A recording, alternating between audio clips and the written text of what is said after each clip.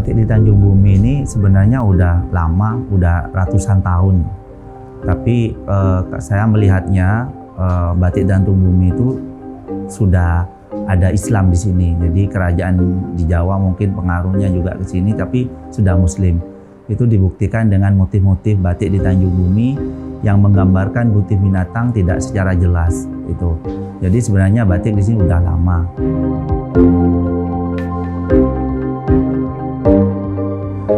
Batik sendiri di Tanjung Bumi adalah mengisi waktu luang para istri-istri perempuan-perempuan di Tanjung Bumi, di mana suaminya yang berdagang keluar. Jadi di saat suami-suami itu pergi berdagang, perempuan-perempuan di sini ngebatik.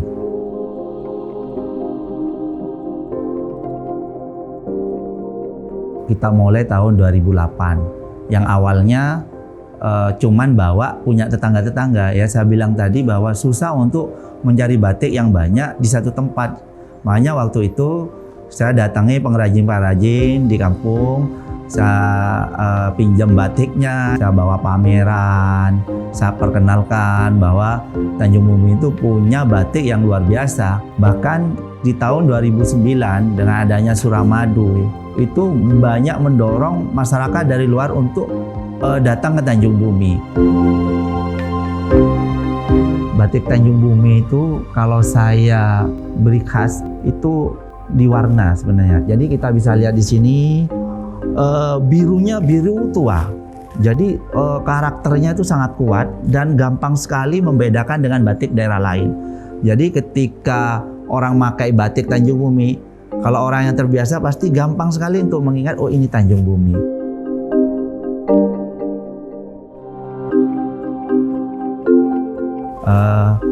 Di masa pandemi ini membuat kita berpikir kita untuk tetap eksis, karena kita tahu sangat berat sekali menghadapi masa pandemi, sehingga istri saya itu berpikir, ayo gimana kalau kita bikin baju gamis, karena memang di lingkungan sini, lingkungan banyak pesantren, gamis itu udah menjadi pakaian sehari-hari, sehingga kita lebih ke arah sana, ke gamis. Ini salah satu contoh produk-produk baju-baju kami.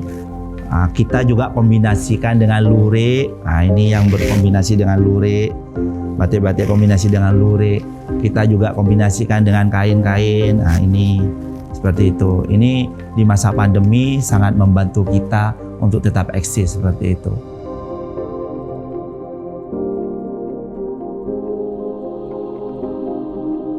Nah, dari situlah mulai berkembang, dan dari situ kita mulai berpikir bagaimana kalau kita produksi sendiri, kita ada kita siapin galeri, proses pekerjaan, dan kita berpikir juga kita tidak hanya jualan, tapi ada wisata, ada edukasi juga yang kita siap menjelaskan bagaimana proses batik dari awal sampai selesai, sehingga banyak mahasiswa yang datang ke sini seperti itu.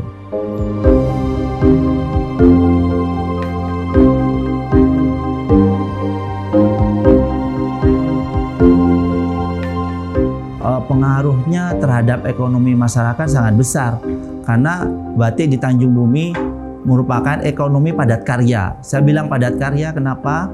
Karena dari tiap tahapan-tahapan batik, mulai dari awal sampai selesai, itu orangnya beda-beda. Tukang reng-rengnya beda, selesai diantarin ke sini kita bayar. Tukang isen-isennya ada orang lain juga, selesai dikerjain kita bayar. Bahkan ketika kita butuh motif yang simetris, tukang garisnya juga beda.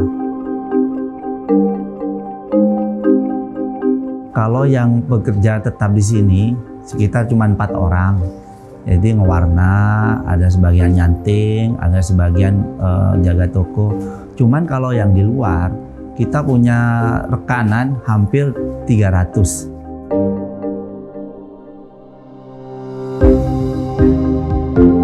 Nama saya Siman. Saya bekerja batik di sini selama sekitar 8 tahunan. Awalnya saya warna batik ini, tangan saya agak gatal-gatal, nggak diobati sama sekali. Saya mencelup, biasanya pakai sarung tangan, kadang enggak, kadang pakai sarung tangan. Biasanya saya kalau bekerja itu harus pakai masker biar menjaga keamanan.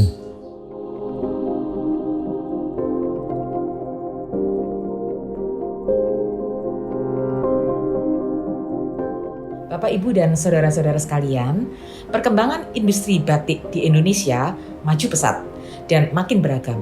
Hal ini menunjukkan bahwa terdapat keberhasilan tentang peningkatan kemajuan pembangunan, terutama pada sektor ekonomi.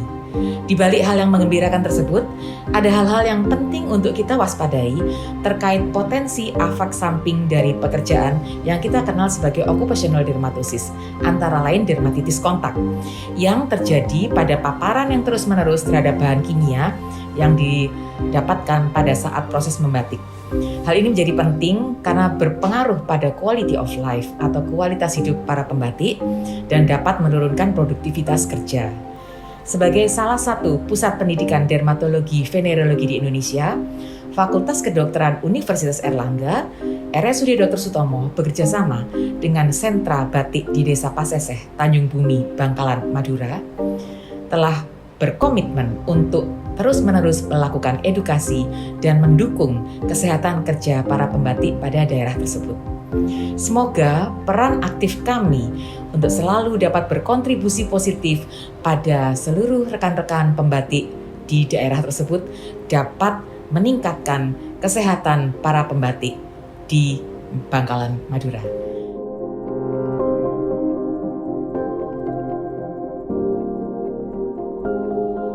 Bagi karyawan kami, memang kita dari awal mewajibkan mereka pakai masker sebelum ada pandemi, karena bau pewarna itu juga sangat menyengat, sehingga perlu perlindungan juga, pakai kaos tangan juga. Makanya waktu ada program dari Dr. Sutomo ke sini, UNER, itu sangat membantu juga, memberi edukasi ke teman-teman akan bahayanya kita tidak pakai kaos tangan, tidak pakai masker, tidak pakai pelindungan sepatu. Itu juga membuat kesadaran mereka bertambah seperti itu.